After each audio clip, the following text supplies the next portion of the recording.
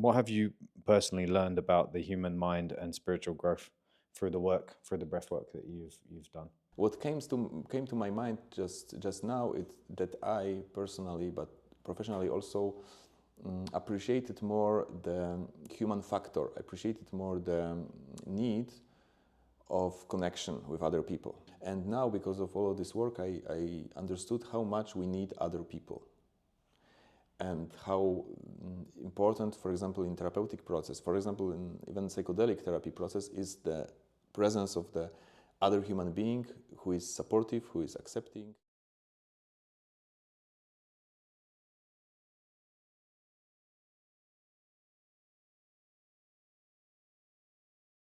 I was born in Warsaw, and my first 39 years of my life was basically in Warsaw.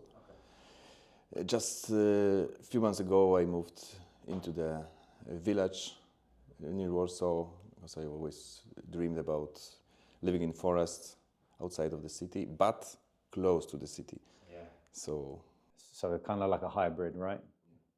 Yeah, I think that's something that we're looking forward to in the future, is to be more closer to nature.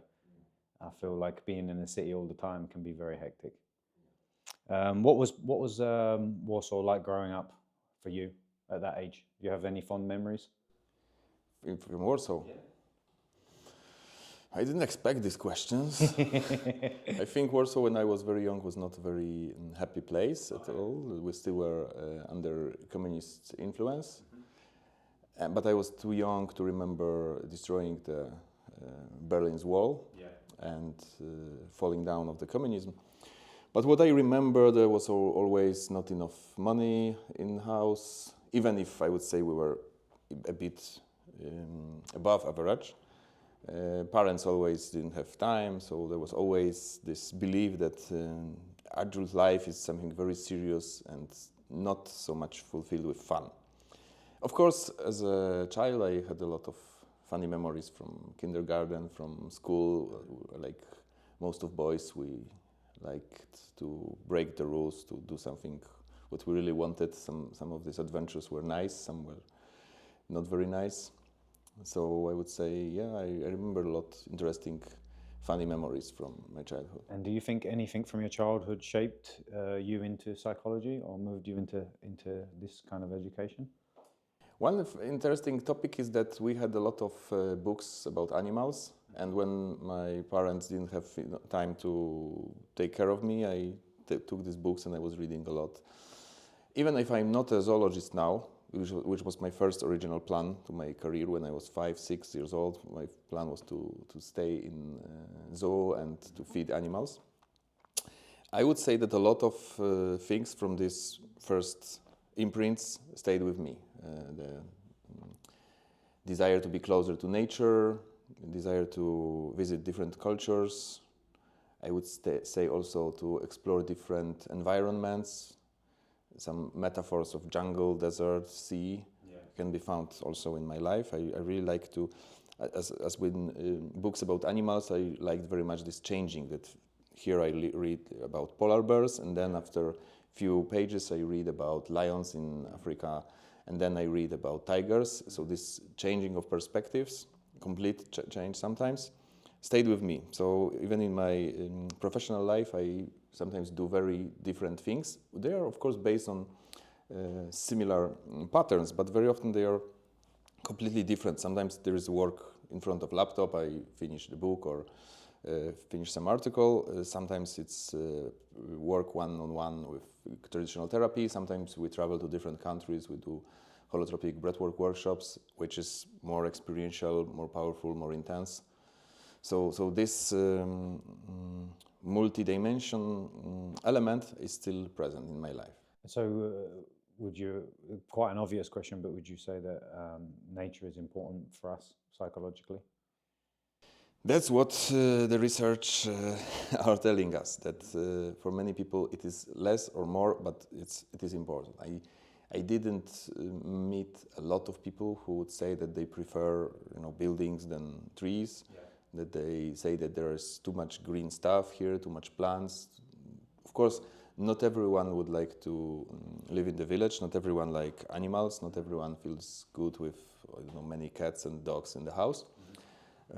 So these are individual differences between people. But of course, we as humans, we grow up in nature. So I think this is a very basic instinct for us. Do you think people that live in a city are aware that nature is good for them? Because I often feel a lot of people that I come in contact with, they say that they need a holiday, but I don't think they really know what a holiday is, to spend time in nature offline. Yeah, this is a bigger question and about the difference between logical knowledge and, let's say, experiential, emotional knowledge.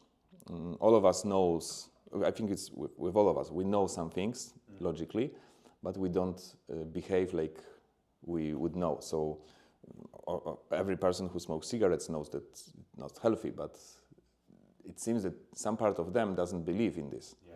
And it's also proven in some scientific papers that this is completely different knowledge. What you believe that it should be true, like smoking cigarettes, it's not healthy. We believe that we believe in this, but very often we don't. And the real truth that you really understand it. And for these people, for example, doing sport is not just logical knowledge that this is healthy, but this is something which really drives their motivation and their behavior. So I would say the same with the nature. If you ask any person, I would say 99% of the people would say, yes, nature is very helpful, we should spend more time in the nature, etc., etc. But when it comes to real action, very often we say, maybe not today, I'm too busy today, and too busy this week, and too busy this month, and maybe in 3 years when I will buy my house or whatever, something like this. So I think it's, as a person who lived in the city for most of my life, I think it's easy to forget, easy to suppress, easy to treat it as something very normal, which you don't have maybe choice. That's life. We live in buildings, and we really don't feel this need. Yeah, I think we get used to our surroundings pretty quick, right? Where did you first start with your studies? Which university did you study? I studied in University of Warsaw. It was philosophy. Also, I was trained in marketing in 2 years school, but I didn't continue my philosopher career. I turned to psychology, and when I was quite young, I was 21, I decided to involve more into psychology. At the beginning, I was more a rebel. I experienced on myself a very not effective psychotherapy, and it helped me to believe that the mainstream psychology, mainstream psychotherapy is something not very effective. Yeah. And the real change is underground. The real change is something alternative. So I would say, sorry, I would say at the beginning I was too alternative. After some years, I realized that many of these alternative techniques also were not as effective as I thought, and there is also a lot of gold in this traditional psychotherapy. So now I would say I try to mix it. Very often I use traditional mainstream psychology tools, and very often I try to use something which is maybe not appreciated in this environment.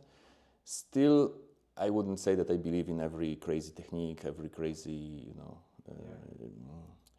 modern, popular behaviors. So I try to follow my own path, not thinking too much if it's mainstream path or it's alternative path, because there are traps in both of these attitudes. So how did you discover breathwork? First, I discovered psychedelic experiences. I started with art. I wanted my more major plans for my life, after deciding that maybe not feeding animals, maybe not a football player, but something more realistic, was that I wanted to be an artist. And I read that a lot of artists use psychoactive substances to make their art more interesting, more deep. So that was my first reason to experiment. I was very surprised how marijuana can influence my creativity. Even I didn't expect almost nothing from marijuana. And then I thought, okay, so probably classic psychedelics can be even better tool. And that was my first intention to try things like LSD or psilocybin. But then, after these experiments, I realized that art is very interesting, but maybe there is something even more interesting for me personally, which is how the human psyche works. And having these first psychedelic experiences without any supervision and without any support in the environment, when in every newspaper, in school, you could just hear that these drugs will destroy your brain, I found a book of Stanisław Grof, my spiritual teacher for, let's say, for the rest of my life. What was the name of the book? It was The Adventure of Self-Discovery. I was in my friend's house and he showed me this book, and I saw, wow, there is a psychiatrist who really appreciates and describes LSD therapeutic journeys. And I realized, okay, so it's not me who is crazy, but maybe I just didn't meet a very important person enough qualified to understand these qualities of LSD. And in this book, he also described that he discovered, that he developed a technique which is based on breath, which is based on music, which is based on body-oriented interventions without any psychedelic or any psychoactive substance, which was for me very interesting.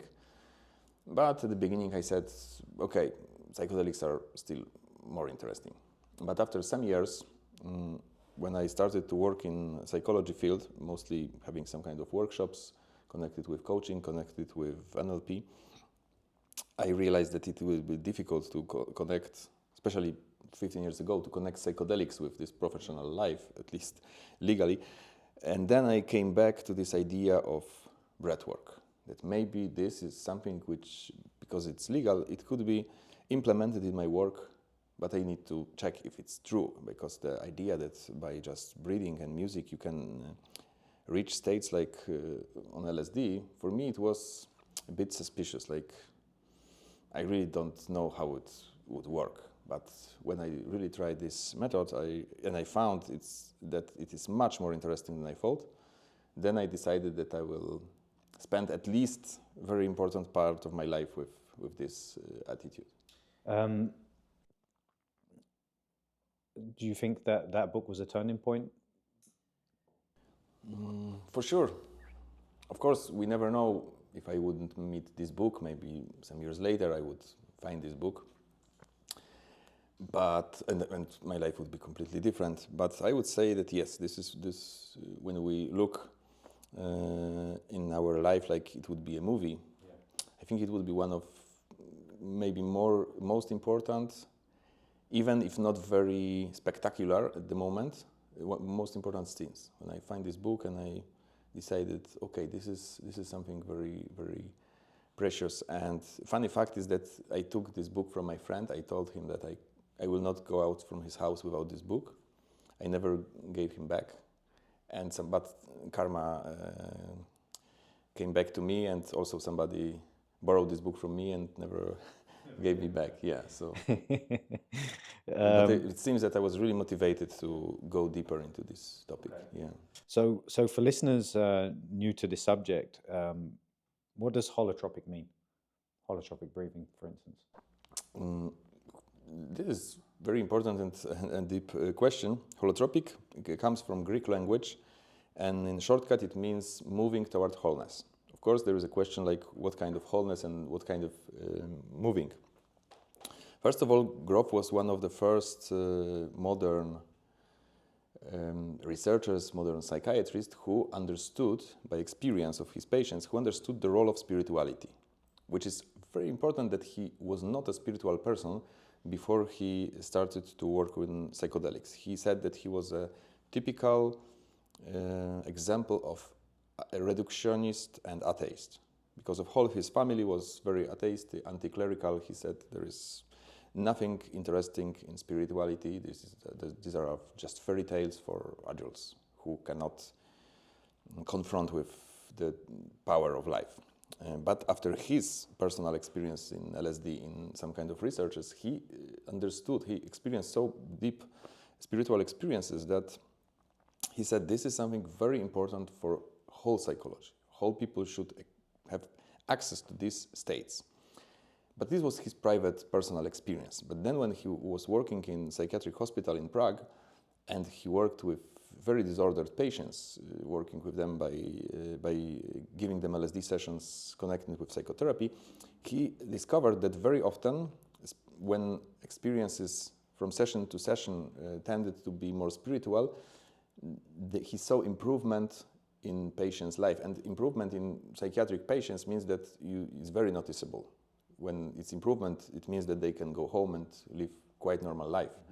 So it was not a matter of interpretation that maybe he's a bit better or maybe worse or the different perspective, but they just saw that they are functioning quite normally and they are ready to go home. So by this, he understood that the role of mystical experiences or spiritual experiences is very important in healing process, in therapeutic process.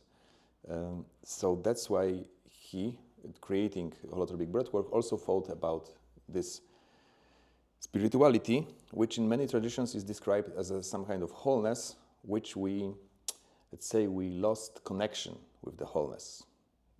In some traditions, because we incarnate. In some tradition could be that we have original sin. There are different metaphors for that. But what is repeating in many traditions is that the fact that we are in some kind of wholeness, but we are in some kind of illusion that we are not connected. And this illusion can be very realistic. And very often when you meditate a lot, or you have spontaneous mystical experience, or you are involved in shamanic practices, you have mystical experience, and very often what is described is that this wholeness was always there. You just was in some kind of illusion. You just couldn't notice, couldn't see that you are connected all the time with God or with divinity or with universe, however you want to call it. So this is the spiritual layer of this moving toward wholeness. So, yeah. And I've listened to many studies with stuff like psilocybin, substances like psilocybin, that this is almost a remapping of the brain for people with trauma, depression, or even, like you said, grown up in a very religious or atheist household, that you've been brought up in that way, and to try and to get out of that. Psilocybin for some people, or psychedelics, as we say, is a game changer for some people. Yeah, of course. But I always like to remind that this change can be uncontrolled and unpredictable, and it doesn't have to be positive. We always need to remember that ideas of giving all the people psychedelics in uncontrolled setting can be very dangerous also, because there are traumas after psychedelics. Because of my profession, very often I meet people who experience trauma in psychedelic setting. 95 or maybe more % of this is because they didn't prepare to the experience. They did it in very random situation without knowing sometimes how long the substance will work. Very basic mistakes, but it happens. But there are also rare examples, maybe from 1 to 3% of this, when people were a bit more prepared. They knew what to expect, but their, for example, psychological problems or other issues create some kind of trauma or let's say even a disorder in some situations. So by psychedelics, we can very fast achieve the states when, as you said, our brain can be completely remapped, and our psyche is learning very fast new things, like we would be regressed to the child's brain. But like with children, there is a big difference what happens to children when they grow up in supportive environment and when they grow up in violent environment. So they learn different things. And the same is with psychedelics. If your experience is peaceful, if your experience is safe, and if you have a supporter, like a parent in childhood, who can tell you, who can guide you, maybe not telling this is right, this is not right, but somehow helping you to integrate all of these chaotic, sometimes experiences, it is like coming back. It is like what people very often dream of. You come back to childhood, and with the sensitivity of the child, you can learn new perspective to your life. But if you are if you are brought to a situation when you don't feel safe, You don't know if you are crazy. You don't know if you die maybe because of heart attack on psychedelics. This can create very fast new kind of trauma. So we always should remember that the new name for psychedelics is psychoplastogens, which describes this dual nature that we can recreate the, let's say, connections in the brain, but the recreation can be negative or positive. Yeah. Yeah, I think also depending on, like you said, dosage. But it's the same with anything. Your first experience with alcohol as a kid or cigarettes, if no one teaches you how many cigarettes to smoke or how many, drinks to have, Yeah, it's something that can be very traumatic. I had very traumatic situation with vodka because when I was drinking beers as a 15 years old, I always could control it somehow because with a beer you feel the increasing effect of alcohol. But when I first time drink vodka, I thought it could be the same, and I drank one glass like this. This was one and the only time when it had quite good taste. I lost it later, and after one glass I felt I don't feel anything. So I drank another one, and I woke up with big problems. Maybe I will not go too much into details, but I had problems with school, I had problems with parents, because I just didn't completely have any idea how to drink vodka, which brings us to a very important question, like how to support people, not just forbidding them things, because they will do it anyway. Yeah, exactly. So if I could have any support from the environment, how to safely drink alcohol, it could be much better than escaping, hiding, and having a lot of other problems. And the same with psychedelics. Now the biggest problem probably with psychedelics are that they are illegal and you can go to prison, or at least you can have a fear that you go to prison.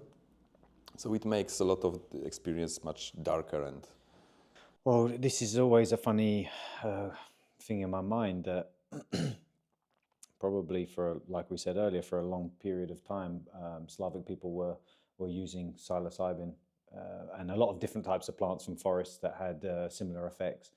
But you can still go get these mushrooms in season now, but they're illegal to pick. Yeah. So even to pick them is illegal. Yes. So for me, this is pretty crazy that you have substances like alcohol, which are deadly for people every moment of the day, but something like this that's available. I think it's just like you said, knowledge on how to take this stuff. There's not a lot of knowledge out there. There's a lot of knowledge on the internet, but there's a lot of mixed knowledge on the internet where it's very hard to get a straight answer. So as a therapist point of view, if this stuff was legalized, it must be done in a controlled manner. Yeah, of course. There's one thing. I don't think we should, give these things to children without any control.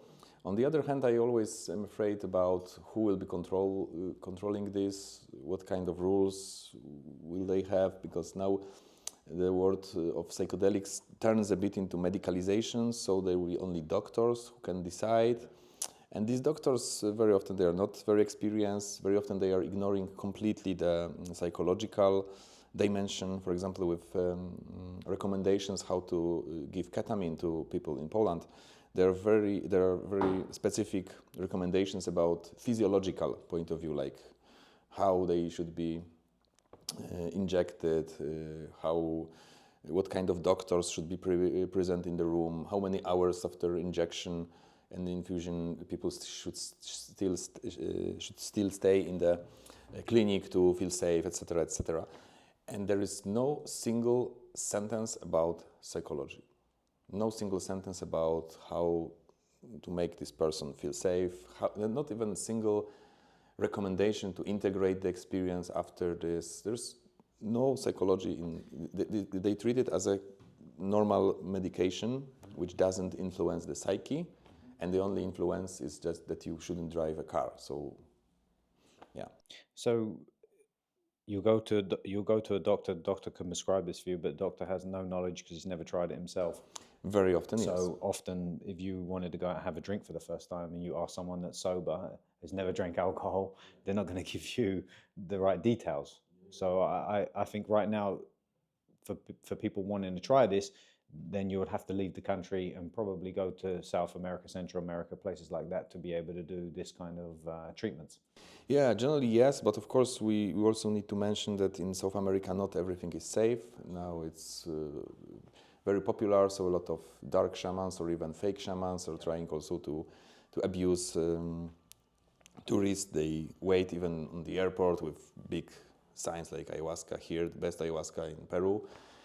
And it can create a lot of chaos because these people very often are not skilled, very often they are not ethical, and I think trust is one of the biggest things with something like this because it's dissolving your ego and yeah, it's like with surgery. You wouldn't like probably that somebody, random person from the street is cutting your stomach and doing some kind of removements. But in this, maybe we can trust to the traditional medicine because they have a traditional mainstream medical point of view because they have enough practice of cutting people's stomach. But with psychedelics, I don't feel now that psychotherapy or traditional psychotherapy or psychiatry has enough knowledge about psychedelics. They are still getting to this knowledge. They are still learning, and very often wise psychiatrists and psychotherapists are admitting this, that yes, we don't know a lot as a science, we don't know a lot as a therapeutic environment. We are still learning because these substances are very multidimensional, they are very specific, they can create a lot of different effects on different people, different setting, with different even differences if there is one therapist in the room or two therapists or two males or two females. All of this can create completely different experience. So we don't have enough information now to really know how it works. So from your point of view, how will you keep this worth ethical and grounded? In your opinion, how would Poland move forward if they wanted to do this? In bigger picture, I think that psychiatrists and psychotherapists should cooperate, and also they should include people who spend years on getting to know how these things are working in underground or in festivals or in different modalities like holotropic breathwork, when you can legally experience very intense states of consciousness, which are very often really difficult to distinguish from psychedelics. I mean, if you give 10 descriptions of holotropic breathwork journey and 10 descriptions of psychedelics, I don't think that it will be easy to find who is this. But these people very often are ignored in the science because scientists or psychiatrists, they will think that they know the best. So this is on the bigger picture. For individuals who would like to have this experience, first of all, I would encourage to get a lot of knowledge, to read books, to listen to lectures, podcasts, etc. If the person has some psychiatric diagnosis, it is more risky. So then I would for sure come and consult with psychotherapists, psychiatrists, how risky it is in this situation. There are some psychiatric conditions when taking psychedelics outside of hospital, it's really dangerous. There are some psychiatric conditions in which it is not as dangerous as with the previous one, but still it's quite a risk, and you always need to in our life we always need to count what is more risky, what kind of risk we want to have, because I want to also say that sometimes if you are in deep depression, many years of treatment-resistant depression, maybe not taking a psilocybin also is a risk. So I'm not a person who would say to people what they should do in their life, because telling someone you shouldn't do psychedelics because you cannot be 100% safe, this decision is also risky, because very often people did underground, unsupervised experience with psilocybin and they came out from depression. Yeah. And yeah, so this is a matter of risk. But the more we know, the more we can, let's say, predict this risk. So first of all, I would start with education. Second things maybe would be to experience something a bit safer than psychedelics.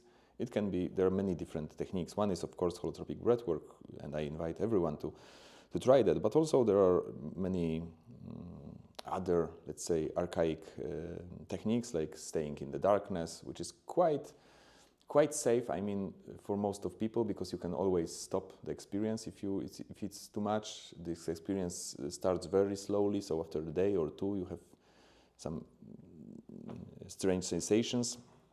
So this could be nice. Of course, it demands a lot of time, and for people in these times, very often it's not easy to spend some days in darkness. It doesn't sound very exciting for people, but it is about our life. I mean, if we really want to be safe, maybe it's good to try how this other states of consciousness works, not in a pharmacological way, which is difficult to stop.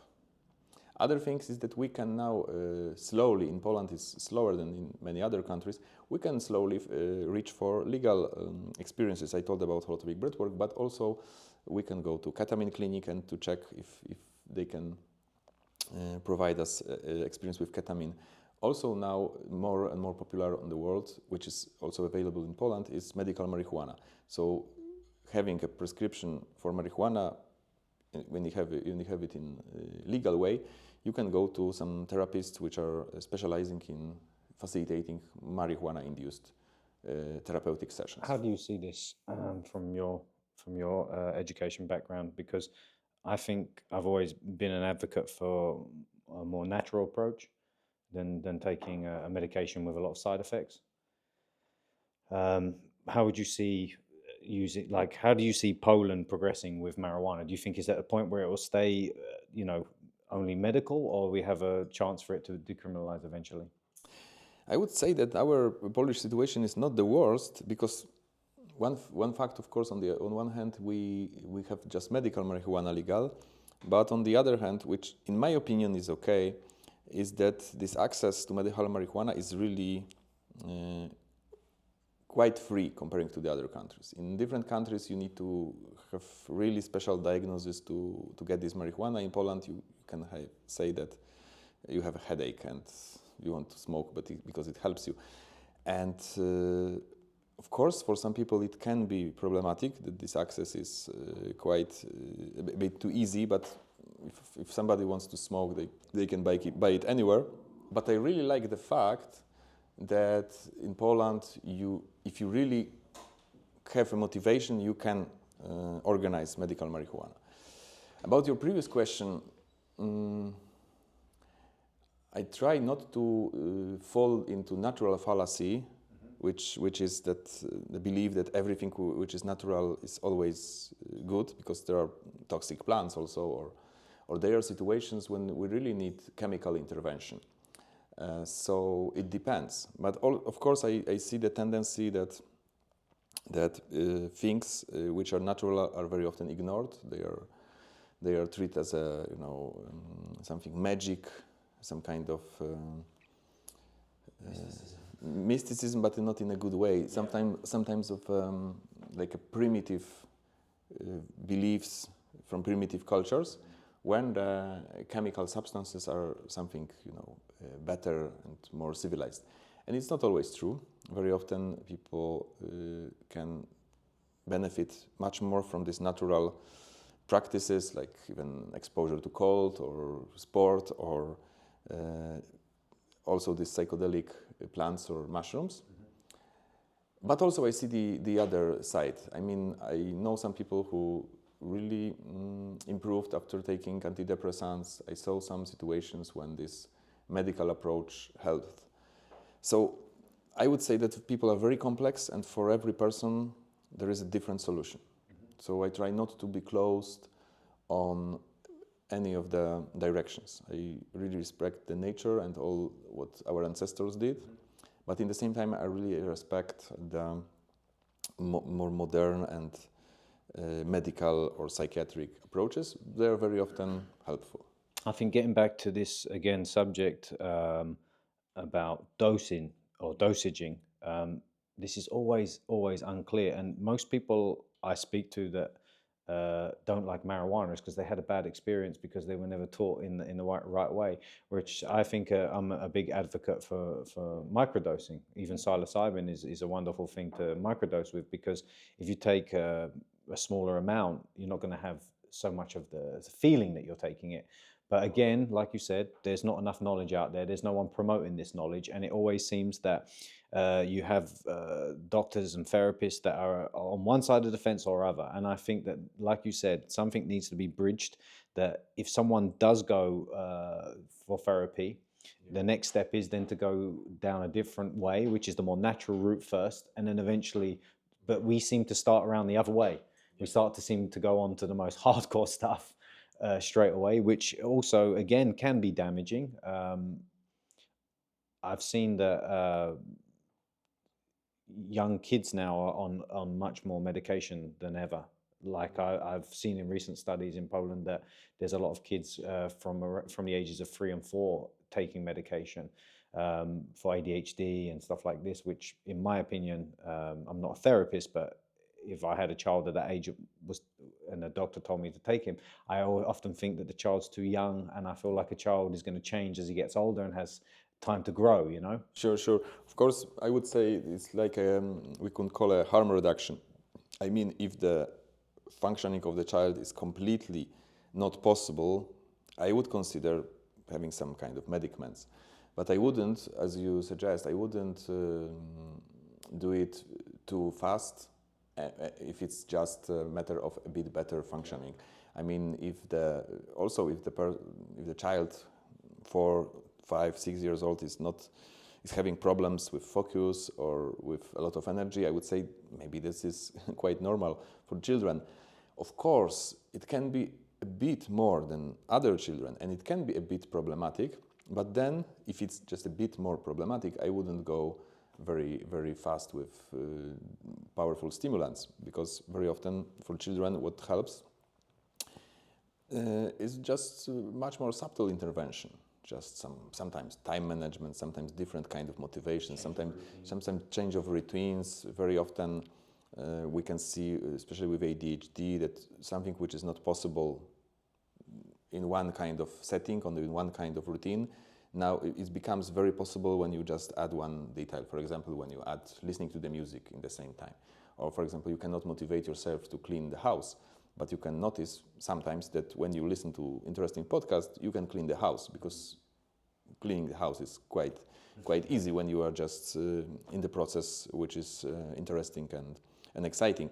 This is one of 100 examples, of course, and it doesn't work for everyone. But what I really want to say is that very often trying with psychology instead of hard psychiatric medications can be helpful. Still, I would say that this is a matter of intensity. If our symptoms are completely not able to control without the medication, very often we need to use medications just to save somebody's life or some kind of functioning. So it's like with alcohol. There are now with many approaches to let's say controlled drinking, which is in my opinion very good, because for some people stopping drinking alcohol for the rest of their life is impossible, especially if they are very young and socializing. Yeah, and the damage is not so big. Of course, they can stop drinking for a year after some crazy experience and a lot of problems, but after a year they will start to think again, like, am I really alcoholic? I didn't drink for a year. Should I really not drink to the rest of my life? And they can come back to the same loop. But if they are treated in a different way, that somebody is helping them, supporting them to drink alcohol only in special occasions, for example, it may help. And for some kind of people who drink alcohol for, 40, 50 years very heavily, there is like an emergency procedure which is supporting these people to drink only some beers on evenings and much more in the weekends. It can look not like a therapy, of course, because we could say like what kind of therapy it is if the person is drinking every day. But I mean that for these cases, nothing else is possible. This is the best you can do to help them to function at mornings, to help them to still go to the work, and to help them to have a bit more normal, let's say, social life and professional life.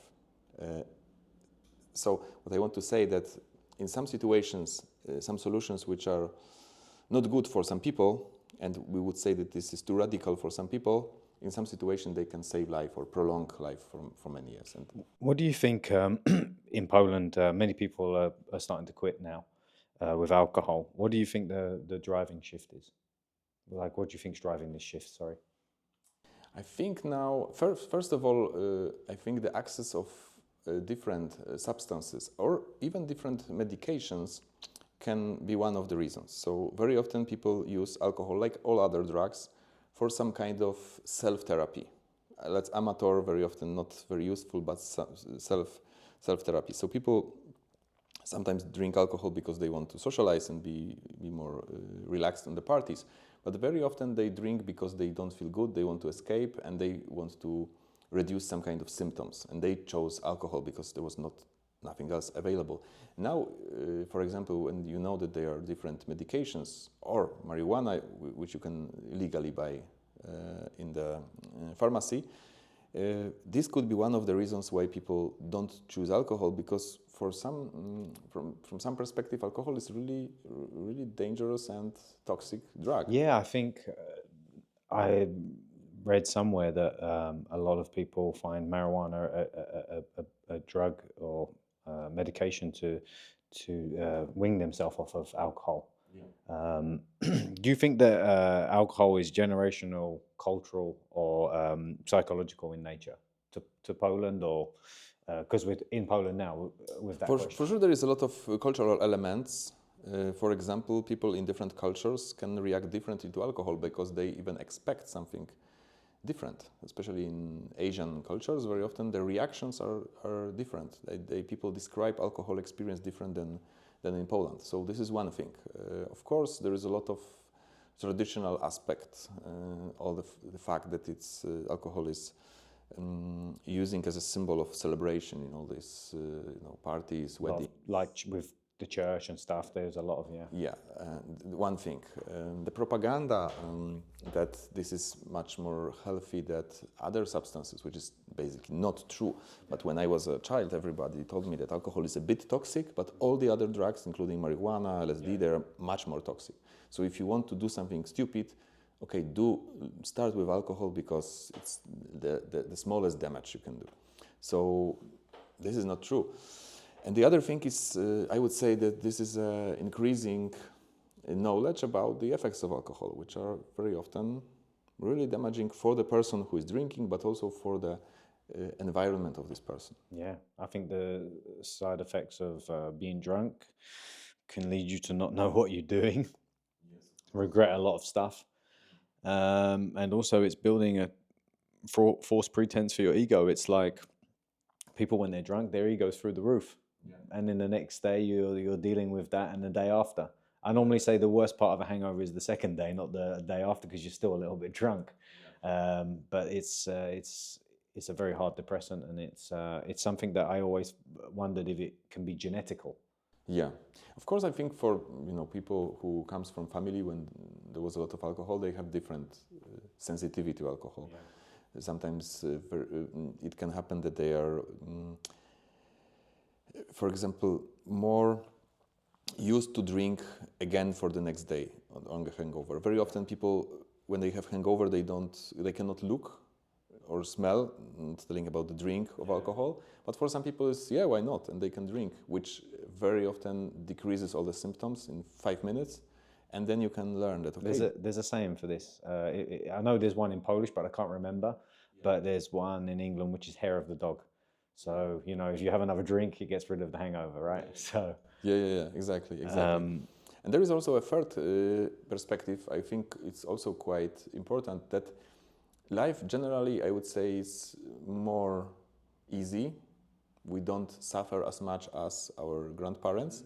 And it also can decrease the need of drinking alcohol. I mean, the need of escaping, the need of this escaping, at least by this extreme powerful escape, which happened after alcohol. Maybe now, if we want to escape, we can use Netflix or something else, something still more subtle than alcohol. Very often, the biggest usage of alcohol is in situations, first of all, social contexts when the life is really difficult, like people coming from poverty, but also in countries which are, for example, very dark and cold. Very often when people from America, they are sent to Alaska, they notice that they drink much more because there is not so much things to do. Yeah, I think natives have a ban on alcohol there in a lot of states because so many people are drinking. Yeah, so when you have winter, which is very dark, very cold, you cannot go outside, you don't have so much neighbors because they are living 2 kilometers from you, and the next house is next 2 kilometers from you. What else you can do? Of course, you can do a lot of things, but your choice is limited. So then it's easier to choose alcohol. And when our life is generally more easy, we don't have to suffer as much as our grandparents, the need for escape can be a bit smaller, and then you say, okay, so why should I drink alcohol if I don't need to escape? So I think this combination of all of these factors. I think you're right. Especially Poland, there is that feeling of depression, of seasonal blues, which a lot of people don't understand where it comes from. But I have a belief that alcohol came in at some point and replaced a lot of our pagan belief systems, which people were using plants. A lot of psilocybin was used through the winter to bring people's moods up. And then that eventually, once the Catholic Church came in, that was replaced, and that was taken out and then replaced with alcohol. So this is another thing that I was always an advocate was come winter is microdosing with psilocybin. I found it was a tremendous help for me. Absolute tremendous help. It can help. I'm not sure. I'm not a specialist on all of this historical context, so I don't know how really it looked like. But for sure, more access to alcohol could change the culture. I think so. I read somewhere that the alcohol a long time ago wasn't as strong.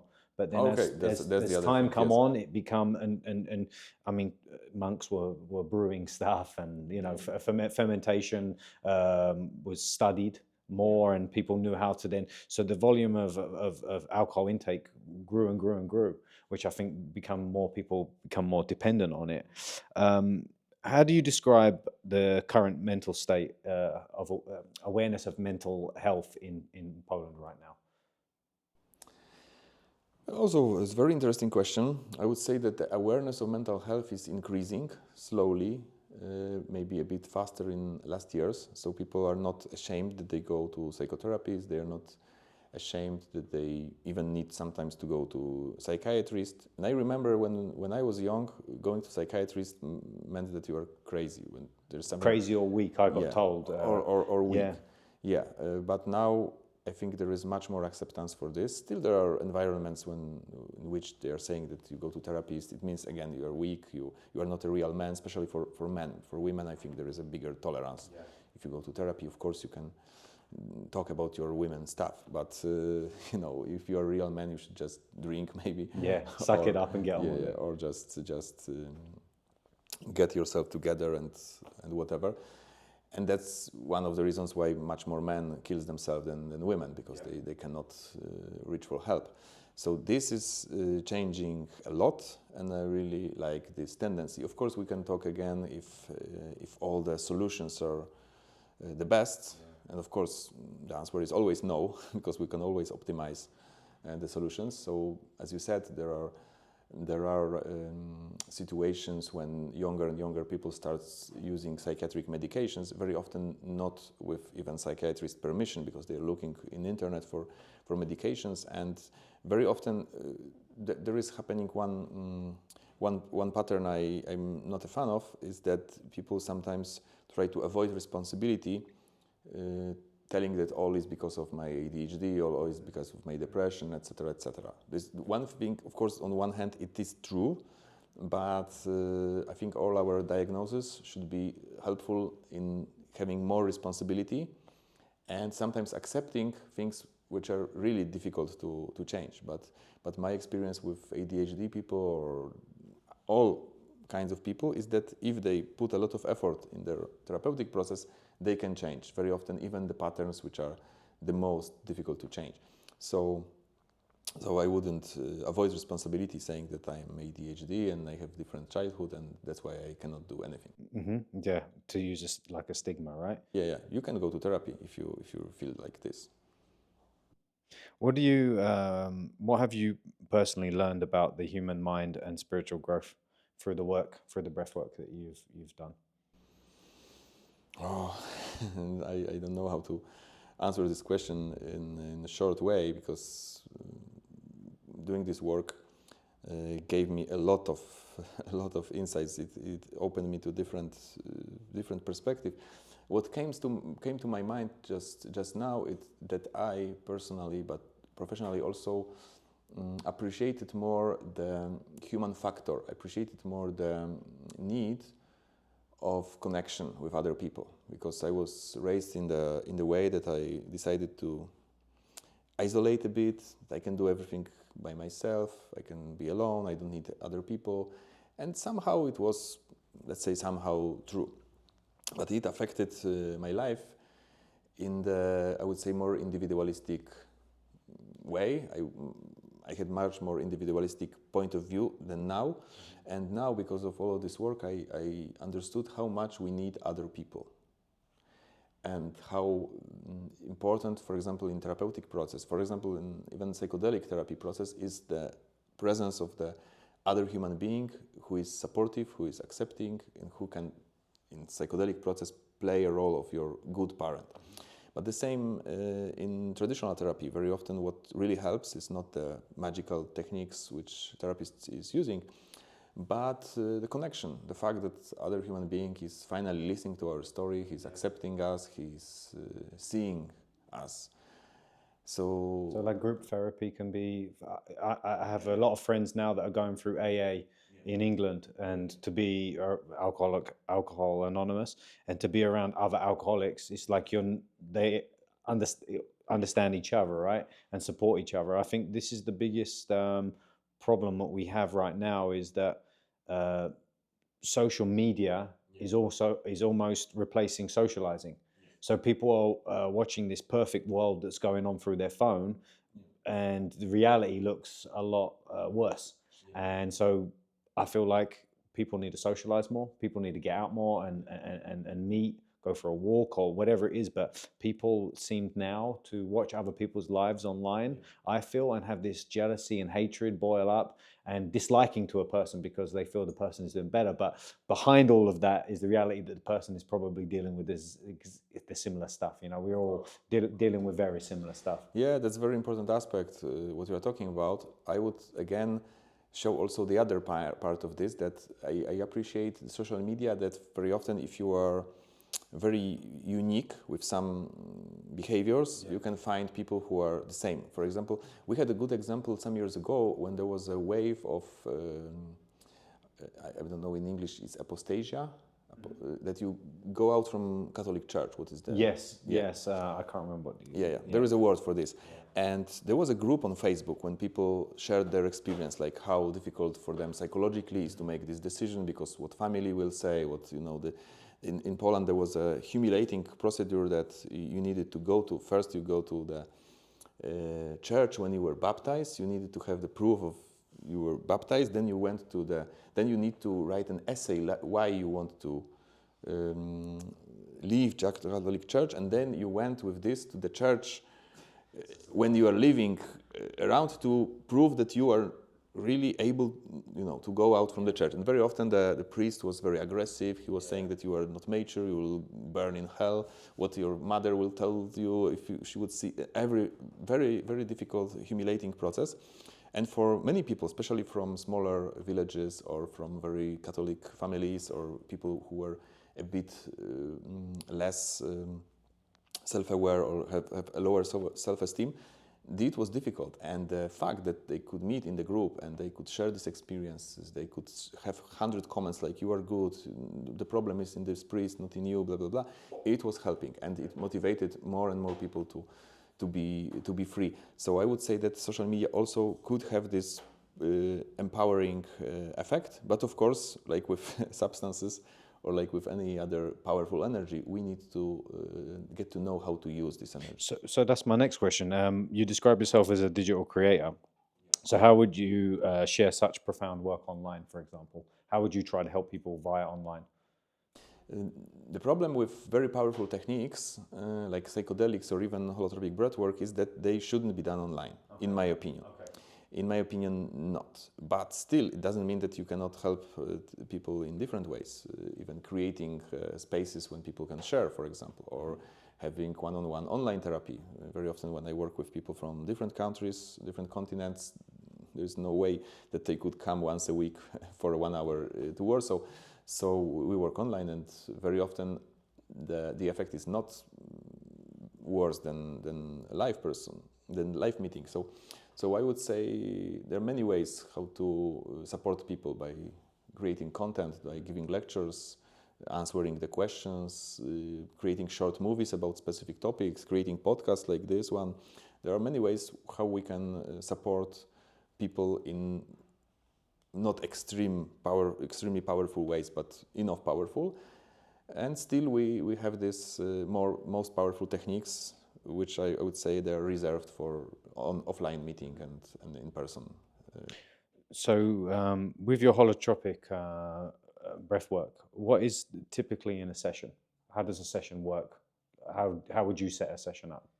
We mostly work in group sessions, in group setting, because that's again about this connection and human factor. So we do some version. Of course, first day for us is devoted to preparation. So we explain how it works, explain what can happen, explain how we react to different things.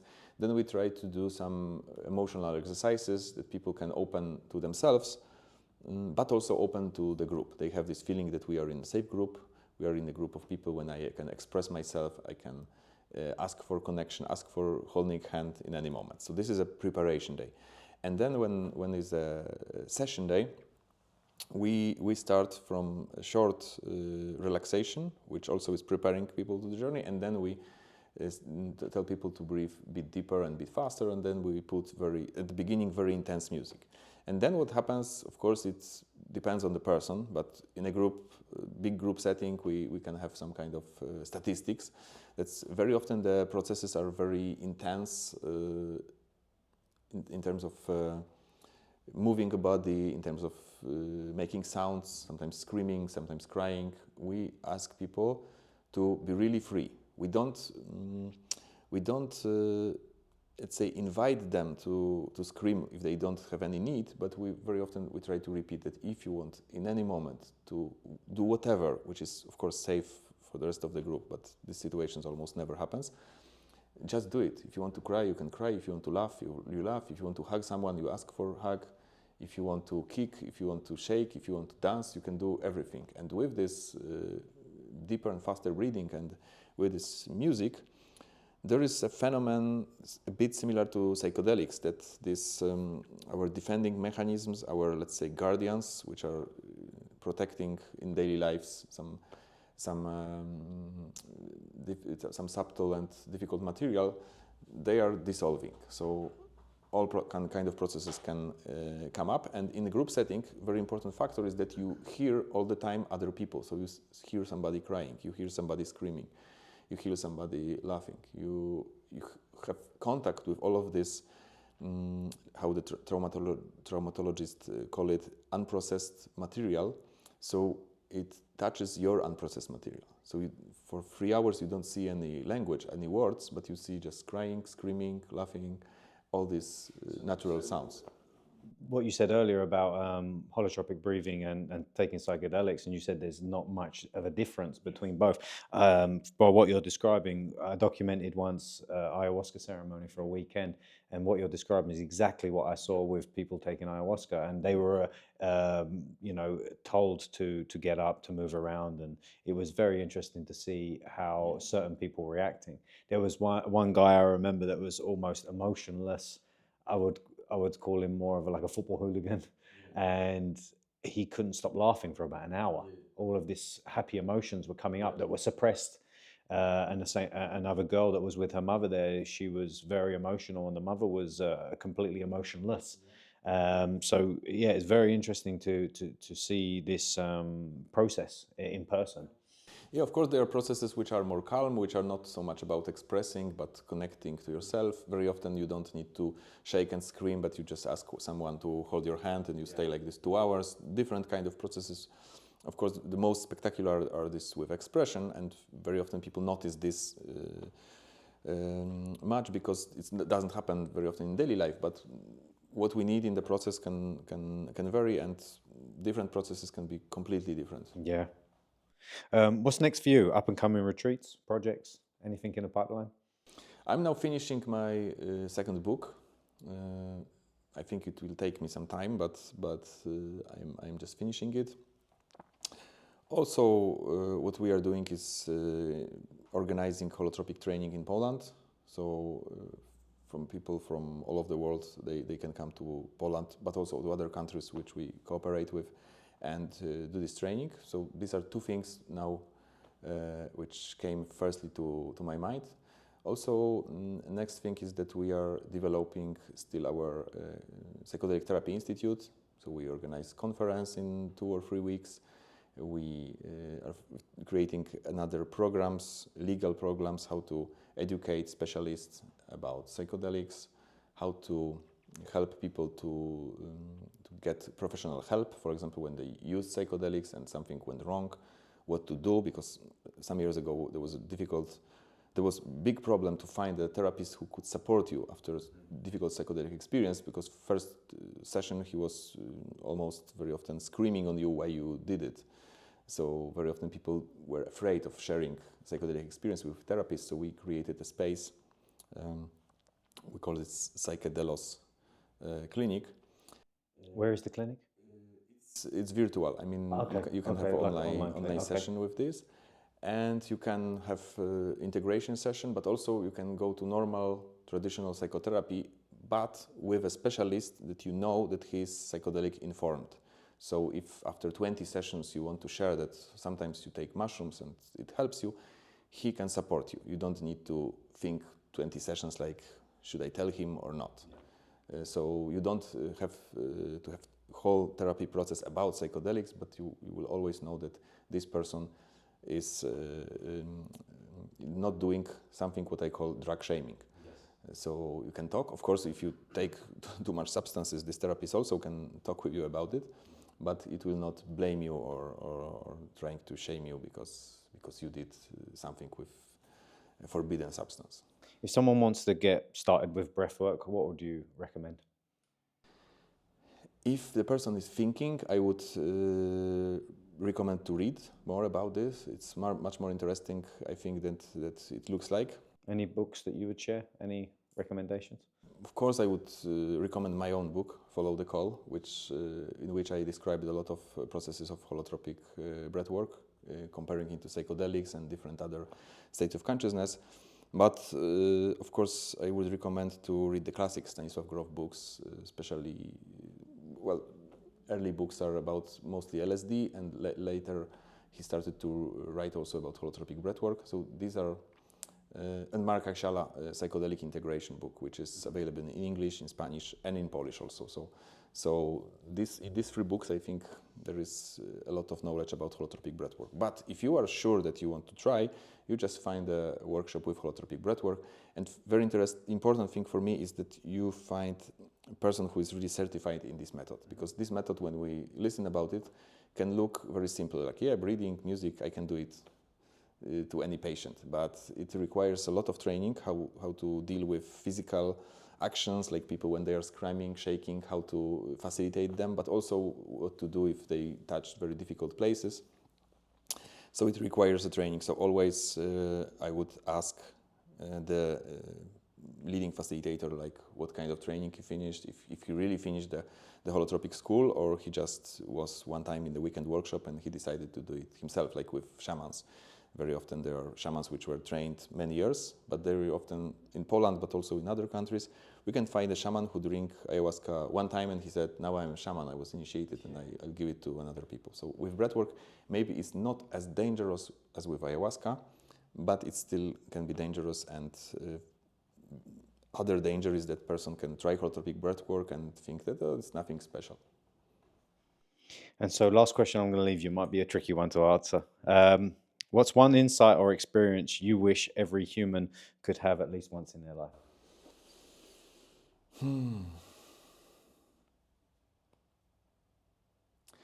I would probably say that it would be nice if everybody could experience their version of mystics. Sometimes maybe connected more with awareness and nature of consciousness, sometimes more with heart and love. I don't think there is one mystical experience good for everyone, but if you connect with this energy, I think your life will change somehow, especially if it's in a group setting and you can experience that you are the one who experienced divinity, but also there are other beings experiencing the same, and somehow you are also connected, which is also another meaning of moving toward wholeness. You see that the other people are in this wholeness with you. So I think if this would be experienced by much more people, the world could be really changed. A very good answer. Thanks for coming in, Tomek. It was an absolute pleasure having you today. Thank you for Thank you very much. Thank you. That was brilliant, mate.